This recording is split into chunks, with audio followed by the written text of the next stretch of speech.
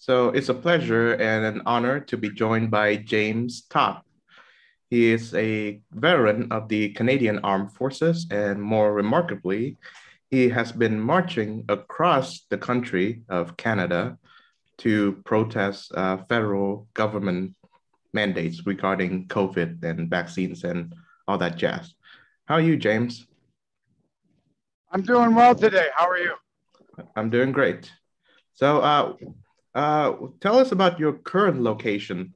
I'm currently just on the east side of Winnipeg, Manitoba. We're approaching the geographical center of the country, probably within a day or so. But for us, this has been, past the halfway point of our journey towards the capital city of Ottawa. So we have since February the 20th marched 2,350 kilometers approximately, and we have approximately 2,000 more to go. Wow. So we're making really good progress. And, the support has been ongoing. Yeah, I can see that. It's really remarkable journey so far. It has had its challenges physically. It's mentally challenging in the way that, you have to keep focused on the mission at hand. So it's really been a remarkable journey. I met some great people. And, we're continuing to raise awareness as to what is happening here for federal government employees anyway. Yeah. And I might add to a number of different sectors affected by the mandates. Yes, we're going to get into all of that, but remind us again, what was your where were your starting point? Absolutely, yeah. We started in Vancouver, British Columbia, and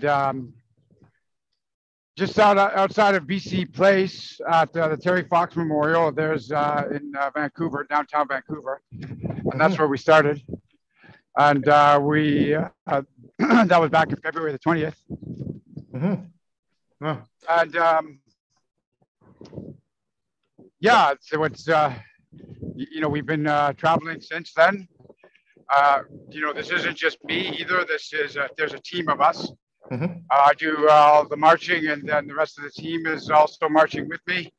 But they're also doing other tasks, such as keeping the online community informed as to where we are and the developments along the way. And, we're keeping track of folks that we meet.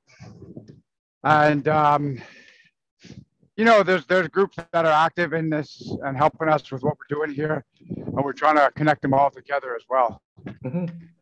Yeah. So, like you said, you've covered a distance of 2,300 kilometers with about 2,100 to go to your final destination, which is Parliament Hill, yeah. Ottawa. Yes. That's right. Yeah. So you've covered. My destination is actually the War Memorial and the Tomb of the Unknown Soldier. Oh. Because if your audience isn't fully aware of what happened there earlier this year, is that, there's a section of our society that have been pretty severely affected by mandates, and they went to protest that fact in Ottawa. And then what happened was there were a number of veterans that felt the same way, and they joined the protesters. And they were treated quite badly by police services at the War Memorial and the Tomb of the Unknown Soldier in Ottawa. So, I have a pretty significant issue with that, and I want to go there and try to repair that damage. So, this is actually my final destination. And then, with regards to what's happening after that is, we've asked members of parliament who are also ministers to come and speak with us so that we can share with them some of the stories and the way that folks have been impacted as a result of these mandates being imposed on us. So what has been the reception like on the road? Like, are people welcoming? Did they give you a warm welcome wherever you go? yeah, well, there's some towns that are not entirely aware of what we're, so there's not necessarily a reception, so to speak, because as an organization, we're still growing, kind of expanding and talking about things. So what's happening is that people get more interested in what we're doing. You do get more people kind of various Facebook groups, and they come out and they say hello and meet us along the way, stuff like that. So it's been very encouraging to see that. So for example, got some folks here. Hi there. Hello. Thank you. Thank you. Hi there. Hey.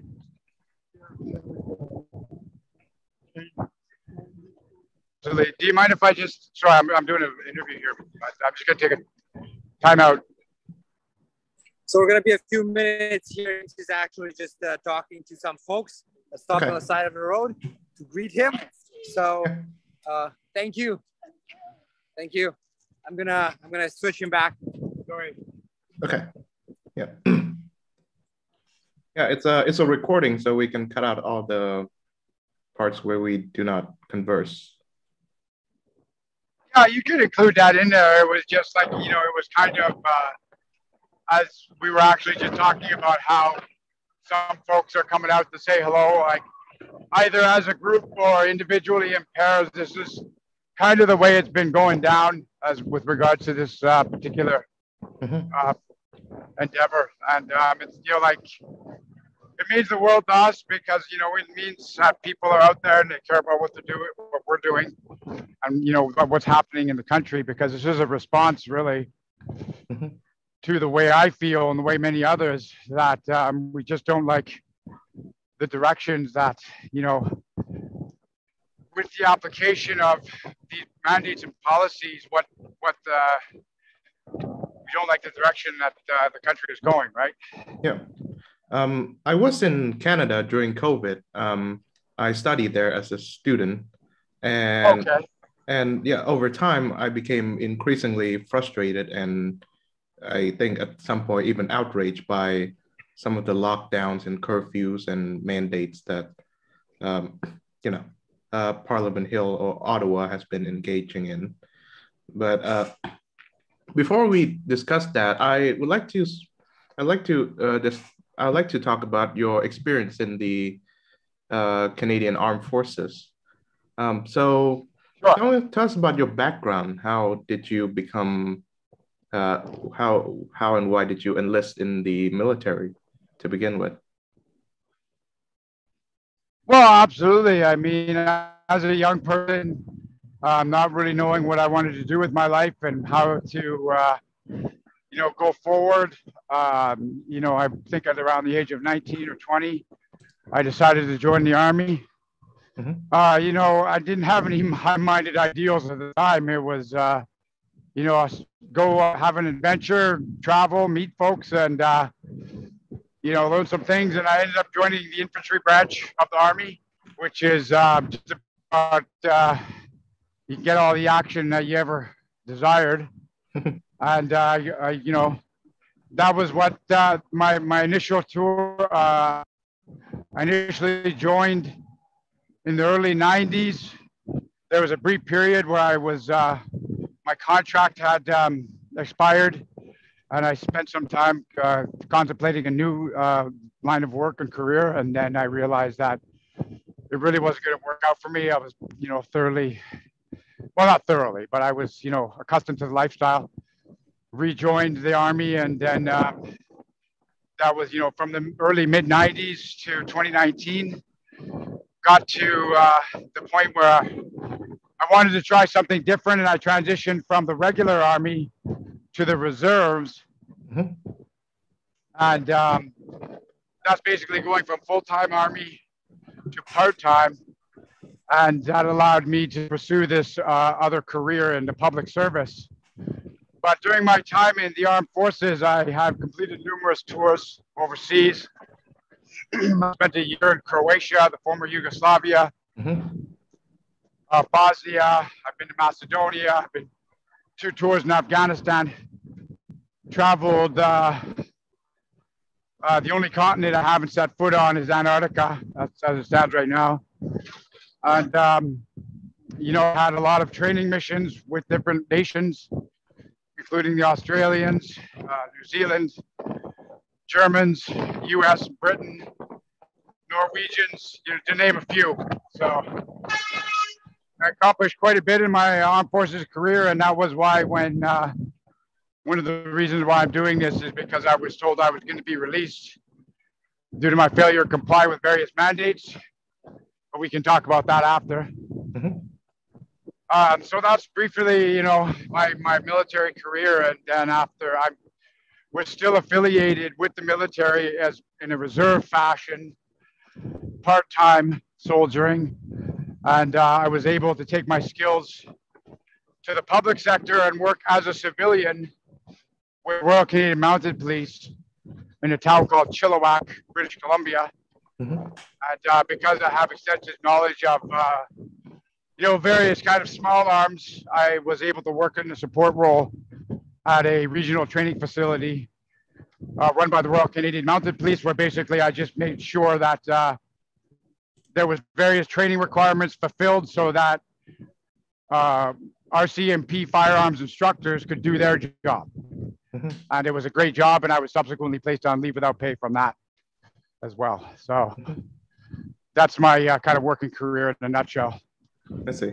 And it's been 28 very fruitful years, although, you know, absolutely, very conflicted. Absolutely. Yeah. So I would like to ask, what is the code of ethics that the Canadian Armed Forces have well passed on to you that you are applying to, well, what you're doing right now? I couldn't tell you verbatim what it is. However, we as soldiers have a responsibility to do what's right. And we also are not compelled to follow orders that we make a judgment on to be illegal, immoral, or unlawful. So we are required to follow orders that are lawful. And in this particular instance, this is the kind of ethical violation that I believe, and a number of my colleagues believe, is at play here, and the reason why I feel compelled to do this protest, because I feel very strongly that it's not necessarily the vaccine or the vaccination, it's this continual government overreach into our personal lives that I have a predominant issue with. So, you know, I don't believe that the federal government has the right to tell me what I need to do to be healthy, or what I need to do to maintain my health, because I know of the mistakes, the various ethical violations that this government has committed over the last 8 to 10 years.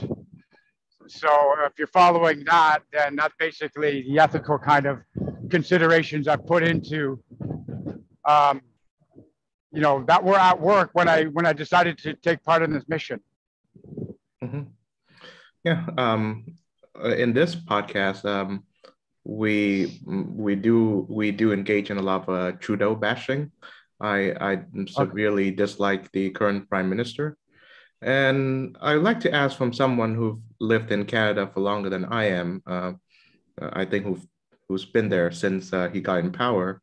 Aside from the COVID restrictions and everything, what else has this current government did or has done that you disapprove of? Well, at this particular point, I'd rather not, you know, get into various breaches of protocol, ethics, and criminal violations, because I don't have the details in front of me to speak to it at length and intelligently. Mhm. So this is these issues are out there. Folks can look up and do their own research on these matters. I'd rather not speak to it just at this point because I don't want to run into the same issues that other folks are having. When we get into this arena, every word we say is parsed and taken out of context. Wow. So that would be my response to that particular question. Well, of course, I can assure you that that won't happen while you're on this particular program. Aside from all of the technical difficulties, I try to maintain I understand it. I'm not saying that you speak. That's something that you would do. What I am saying is that with regards to the question that was asked, it's not in the purview of this mission to kind of get into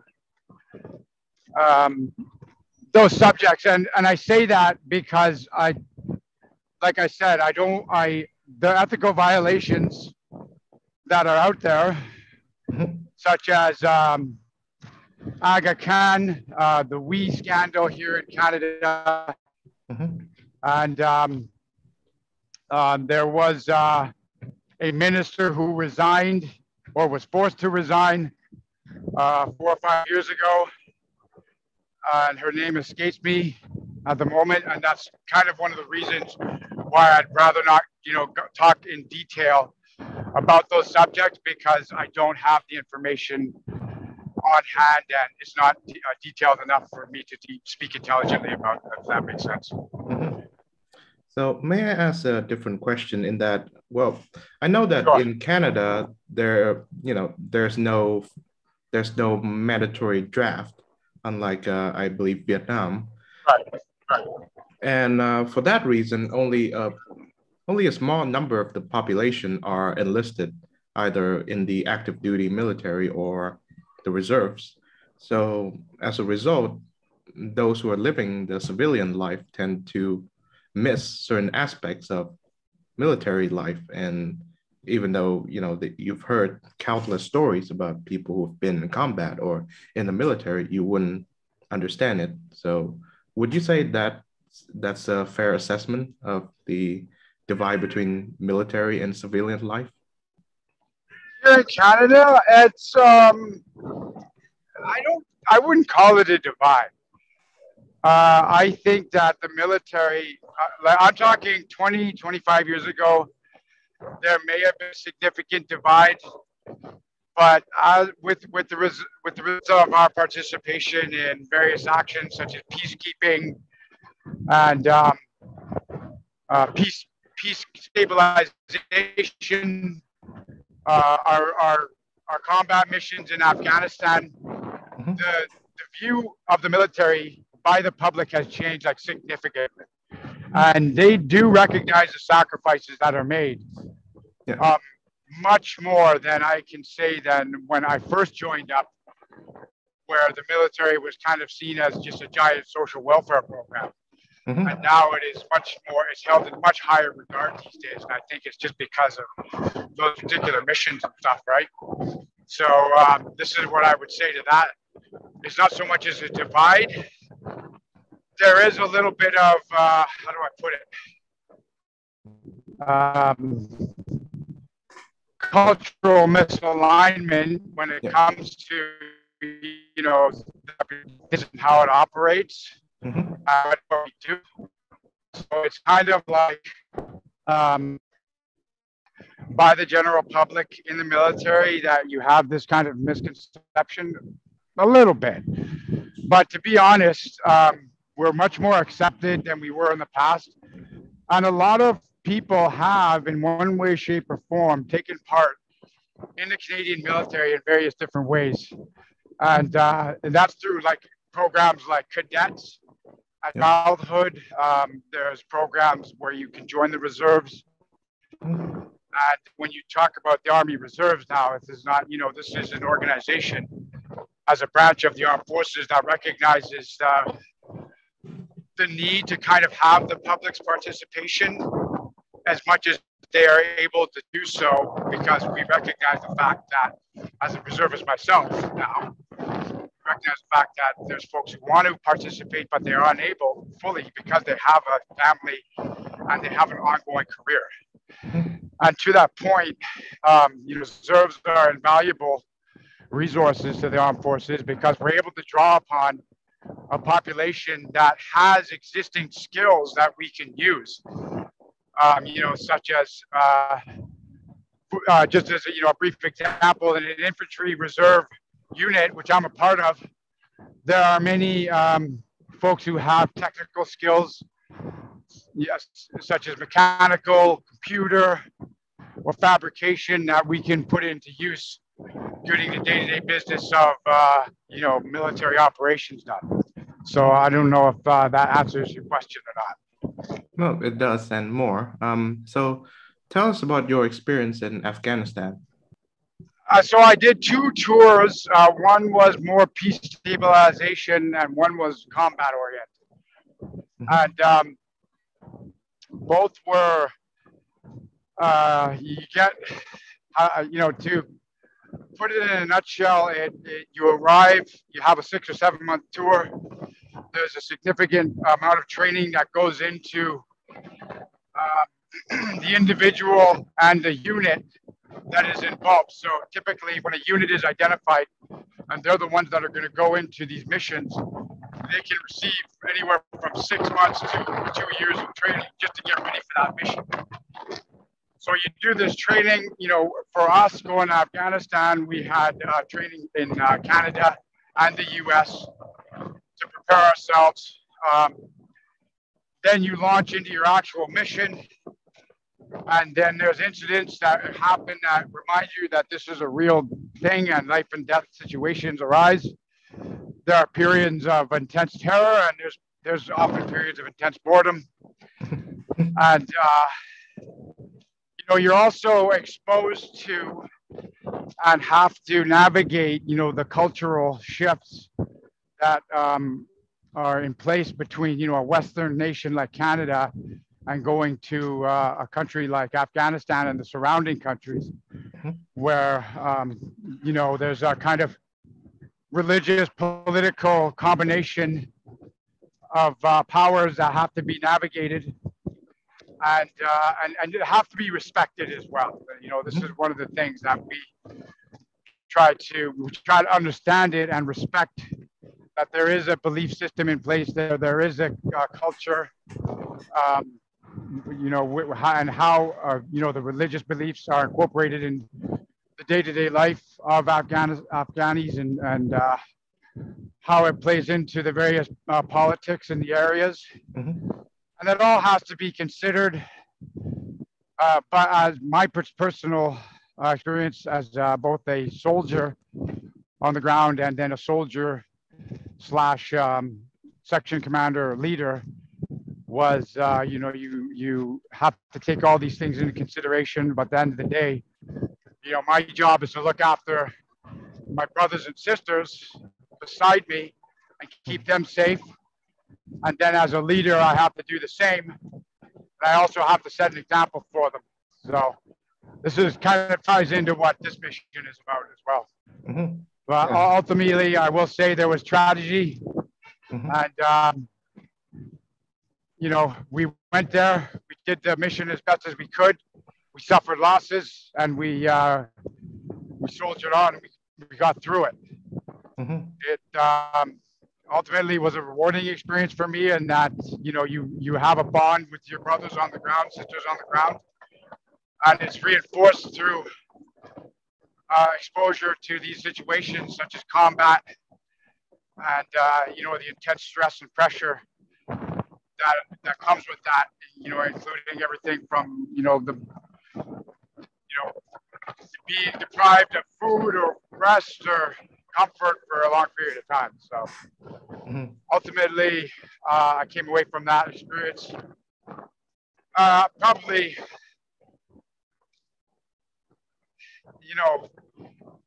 with a different point of view on things. And ultimately, though, I think it was, I learned a lot. Let me put it that way. Yeah, I bet. And I sure acknowledge the fellow marchers that are following your every step. So are they just dropping by and partaking it with you for like a few kilometers, or have they been with you all the way? Some of them have, and then some are part column A, part column B. So when this effort was announced, I had anticipated I would kind of be doing this solo. Maybe some people would care, maybe most people wouldn't care. I was prepared either way because I figured this is my personal mission. And the level of support that, started coming immediately, I realized it was going to become much bigger than what, I would do by myself. And so when I started in Vancouver at the Terry Fox Memorial, a number of folks showed up and they expressed interest in going all the way to Ottawa. And then there was also a number of people who just wanted to march, through the city. So as of that first day, while the fellow holding the camera there, he's one of them, Christian, he's been with me for since the beginning. Dan Jones in Dallas, you can see them at various places on the march and on the websites and various YouTube videos. So they've been with me. Tyler driving the safety car, joined me in Hope, British Columbia. Got Dave driving the RV, which is our support vehicle en route. He's been with us in Medicine Hat. Logan is our action photographer. You frequently see him darting in and out of the frame, taking pictures and documenting the journey with still photos. And then we got two folks here. Just introduce yourselves. I'm Elizabeth. Ben. So Elizabeth and Ben have joined us here in Winnipeg.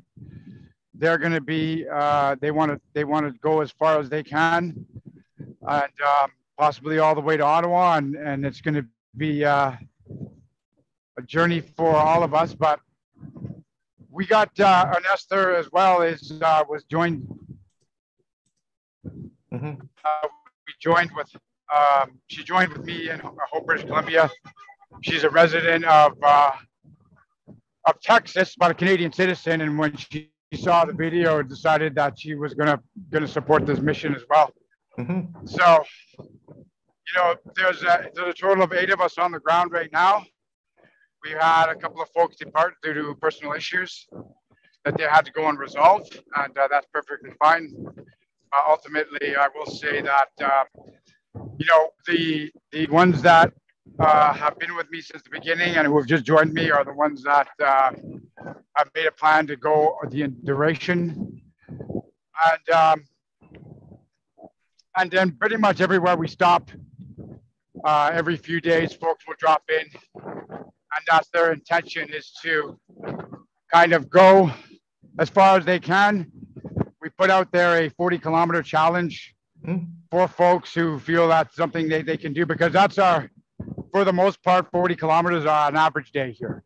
We get up at around 6, have breakfast, start marching at around 8, and then by 6 or 8 in the evening, we call there. And after that, we've typically logged about 40 to 50 kilometers. So while we're in the prairies here of Canada, it's a little bit easier to get that 40 Ks due to the terrain being a little bit more forgiving. And so we put a challenge out there for folks who want to test themselves and see what they can do. And we'll get folks dropping in to test themselves during the day and do 40 kilometers. But that's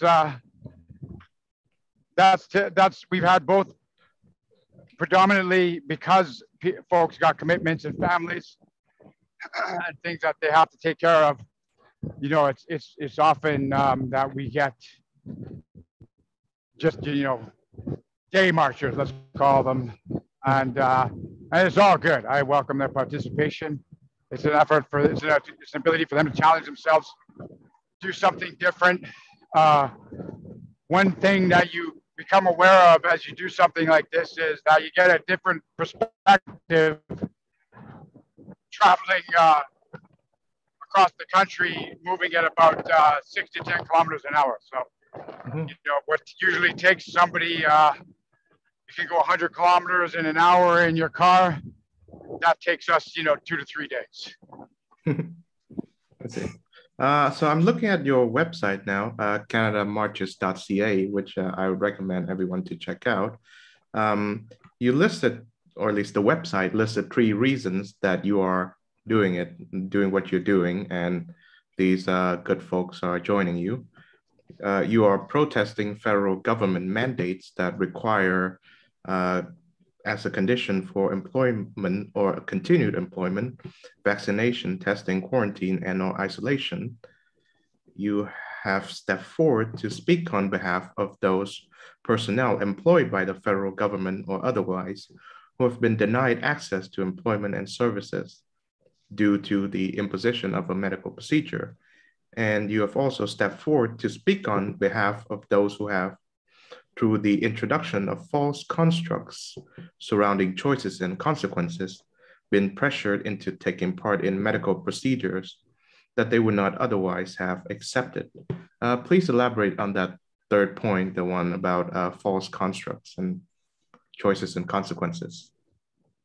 Well, I mean, what we are presented with here in Canada is you have every reasonable choice to refuse your vaccination. However, should you choose to do so, you will be placed on leave without pay, or you will be required to, remove yourself from working premises,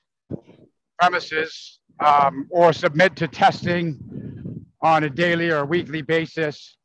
So this is just an effort using language that is a little softer in order not to frighten anybody or look at this from other than what it is. But in reality, this is what we would call coercion, and I call it a false construct because this is the argument that is heard here in Canada.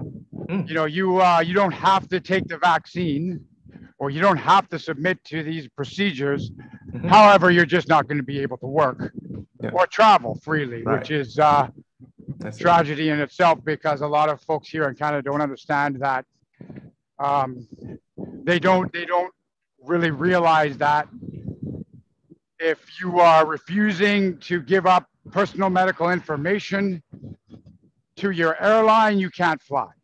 If you are refusing to, have that, proof of being healthy, then, you're unable to travel on a train or a plane in this country. A lot of folks, even the people who live here, don't understand that. For myself personally, and along with many other federal government workers, and also federally regulated industries such as the airlines, they are now in this position where, should they choose to exercise what they believe are their rights, to refuse this, they're not drawing a paycheck. So this is what I'm going to speak to. And a lot of folks, because they have families, because they have pensions on the line, or they've worked hard to attain a position, they're not willing, to put themselves in that situation. And so they've accepted this just because, they had to maintain a living. And it's a tragedy. And I don't know how we got here. Yeah.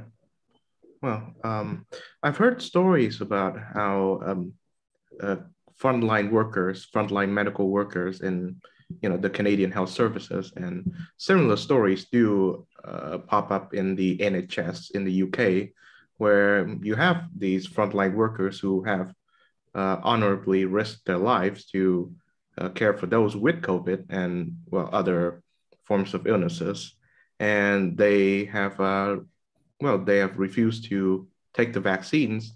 Some of them because they have contracted COVID and they have developed the right antibodies for it, and now they are being threatened with forced leave or a firing. So I'm guessing that is part of what you are protesting against. Well, like I said, that's that, and it's also everything else that goes with it. So there's that argument that natural immunity is more effective. there's also the fact that why am I required to have public discussions about a health matter I would rather not have out in the open? I mean, when did this become acceptable? So we don't go around asking who's got various shots for various reasons prior to this in a normal conversation. So this is what there's that I have an issue with. But I'd also like to point out that this is at this particular point with the introduction of this framework, okay, of requiring a procedure. We need to think about this clearly and think about how this evolves. So as a federal government worker, I'll just take a quick minute to explain this.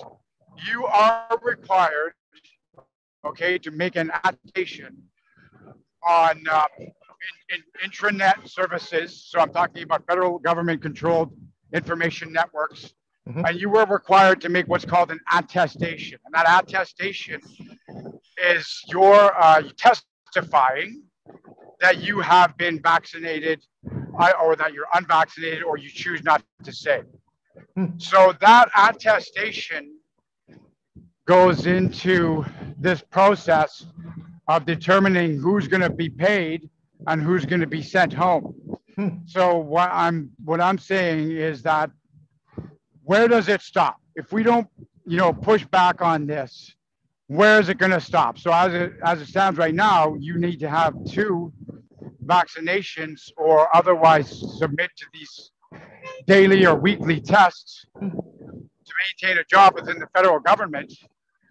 So how much longer is it going to be before they're requiring you to make an attestation to your 3rd shot and your 4th shot? And then with some of the legislation that is going on that's being pushed through Parliament these days, how much longer is it going to be before you as a federal government worker are required to testify that you're not going to look at certain websites or you're not talking about certain subjects? So this is part and parcel of this entire mission. I would just like to point out real quick that over here, that is the Royal Canadian Mint. That's where all our money is printed and made. So, just to play devil's advocate, I know that there's an argument that says, even if you are a healthy person, you should take the vaccine because chances are you would infect accidentally those who are vulnerable and cannot take the vaccine due to, certain immunodeficiencies. And the second one is that, if you do not take the vaccine and you go public about it, as you're doing right now, and as various people that I've interviewed, you are going to influence other people to make the same choices and decisions as you. And the government, again, I'm not agreeing with all these points, but I'm just stating them as I've heard them, states that if enough proportion of the population is vaccinated, then chances are, we wouldn't have to suffer through all of these lockdowns and curfews and all of these mask mandates. So, it would be better if you just, take those shots. So what do you have to answer regarding these points? Yeah, just a person. I do believe that a study was pushed out. And again, this is I don't have the actual study in front of me and I can't cite it verbatim. I should probably get my act together on that. But there is a study, you can look it up if it hasn't been taken down, called The Myth of Asymptomatic Spread, in which this belief that this, what we're calling this sickness is transmitted from one person to another. And it was a study done out of China. And I do believe that the numbers involved were in the thousands, if not millions. So there are studies there that exist proving that asymptomatic spread is not as prevalent as we would believe. And I do believe that there was a doctor within a few months of this, the March 20th event, the pandemic being declared, making similar claims, noticing that using all of their software, that the fear of asymmetric spread was not as something that they can look to as having been a significant cause of this sickness. So that's to answer the first point. There are studies out there, credible studies, that are actually not advertised, and in some cases being actively censored because it conflicts with the existing belief system that's been put on us. So with regards to the second one, it's not that I'm declaring my status vaccinated or unvaccinated. And quite frankly, I do not care who gets vaccinated or unvaccinated or who remains unvaccinated. And I haven't openly declared my status to anyone. It's just been assumed. However, I would say that this is an issue that I think is personal. And I don't believe that it's something that we have to necessarily discuss with a store clerk. Not that I'm saying that what they do is not important, but I also don't want to discuss it with an airline agent. And I don't want to have to tell my supervisor about these kind of personal issues. And then can you just reiterate the third point? Well, there are only 2 points, so I was just asking you to address those two, which you've done so. And back to a more personal question, I think it must be somewhat. Oh. Thank you, sir. Yeah. Sorry, can you just repeat that? Yeah. So my question is, I believe it must be somewhat frustrating or even some, indignant that you've spent a good part of your life fighting for freedom outside of the world, from, the former Yugoslavia to Afghanistan and such. And you've come back home and you find out that, your government has been creating and fostering unfreedom within your own citizens, the one that you have sworn an oath to protect and defend. Yeah, and again, this to speak to that, I was severely impacted spiritually, psychologically, mentally by the decision to start releasing members of the Canadian Armed Forces on this release code, which is called a 5F. And what the 5F is that's an inability or unwillingness to change a behavior. And my behavior in this regard was I'm sorry, you were breaking up just a bit. Staff director, and it has more to do with government reaching. Yeah, sorry. It has more to do with the government reaching into and dictating what we need to do with our personal lives. And that is why I have this particular objection and why I am failing to change my behavior. So my behavior has more to do with my not being asked, sorry, let me rephrase that. I'm refusing to change my behavior because I'm not being given the opportunity to ask questions about why this is so necessary. I'm not given the opportunity to ask questions about the efficacy of this product, which, as I understand it, fades over time. And I'm not given the opportunity to voice my objections about what appears to be a vaccination program or a system being put into place that will be, something that will go on for the foreseeable future. So,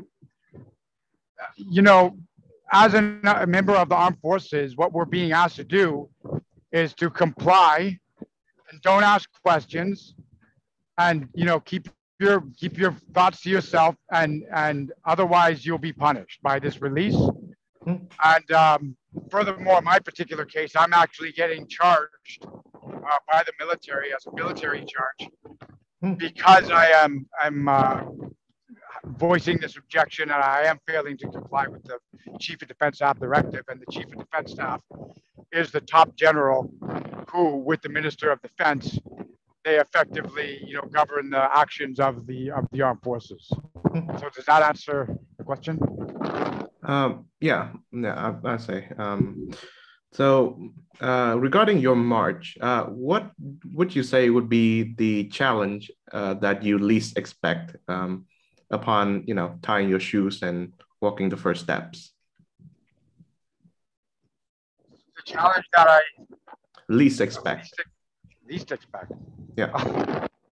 That's a hard one to answer. I'm not really sure I can, to be honest. The challenge I least expect. I will say that, I was prepared for some negative reactions. And when I encounter them, it does kind of stymie me a little bit. Hi, I'm just doing an interview. Hi. Thank you Hey, so buddy. much for your service. Thank you. And it frequently it puts me off when I do. I have to say that it does not happen all that often. But when it does happen,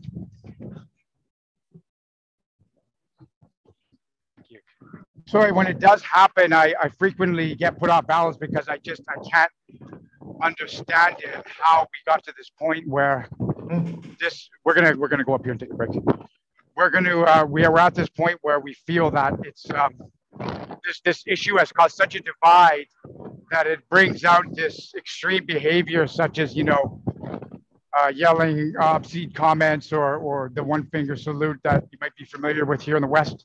Yes. I can't understand it, and so it kind of that I would say puts me off balance more than I would have expected.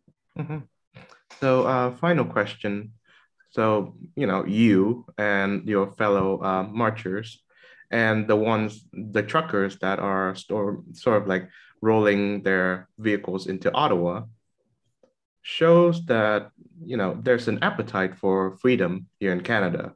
And it has to be nourished somehow.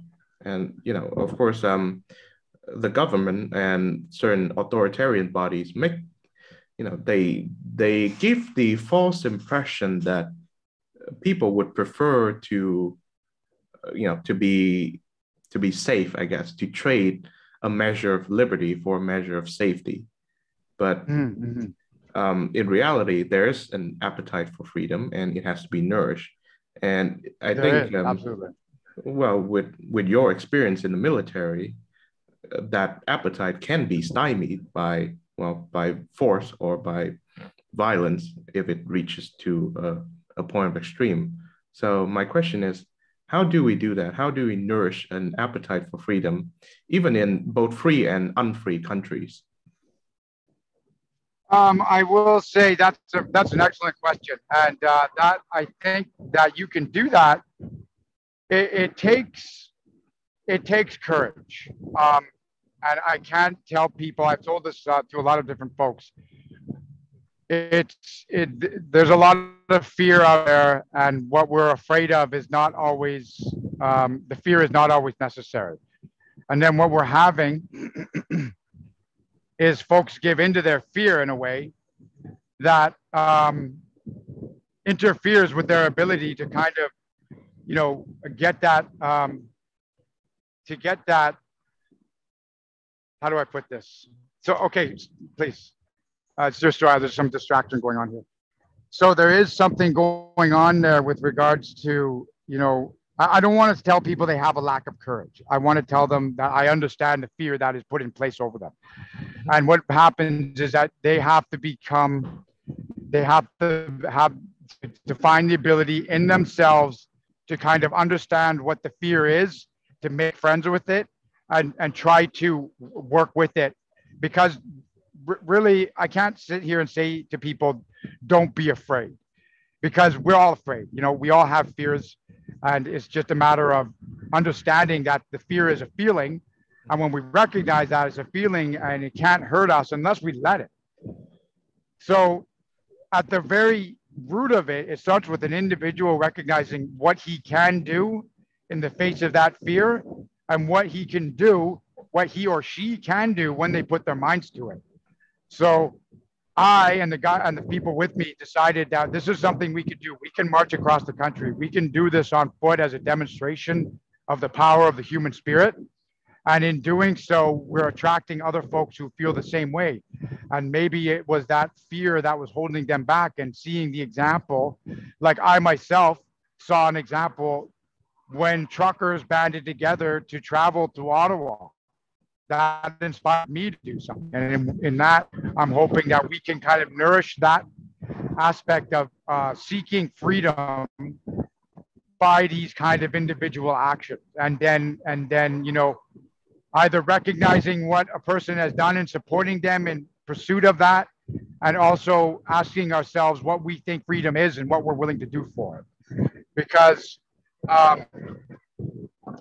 you know, this in and of itself, too, I've thought a lot about this over the last couple, because there's an argument here that's saying there's nothing to be protesting against because the mandates are lifted. Well, that's not entirely true. They're barely lifted because they're not testing for the disease much. And I do think that it's the pressure that politicians and health officials are feeling from this sector of Canadian society. So they believe that, you know, there's nothing to protest about. Well, I disagree, because there's still a number of workers who were laid off or are placed on leave without pay, like myself, who are not going back to work. There is still a requirement to disclose your health status to get on an airplane. And furthermore, that those mandates are still in place. Furthermore, this isn't just a protest. I believe I am celebrating, in a way, the freedoms that we have and that still exist in this country. So I still have the freedom to have this conversation with you right now. And I'm celebrating that. I'm celebrating the fact that, you know, I am not at the point where we are receiving significant police pressure to stop what I'm doing. I'm celebrating that as a fact. Yeah. And with that note, thank you very much, James Topp, for participating in this conversation with me. Thank you for sharing your insights and stories. And thank you for your service in the armed forces. And I wish you the best of luck with your march. And I wish you and hope that you reach your destination safely. Thank you, sir. And it was good to talk to you. And thank you for the time that you've given me. Also want to thank you for your efforts in what you're doing, because I believe that with the current media landscape, there's going to be folks like you doing the business of talking to people about things that are true and verifiable. And what you're doing is honest, independent journalism. And I thank you for that. Yeah, I appreciate the comment, and take care of yourself. Thank you, sir.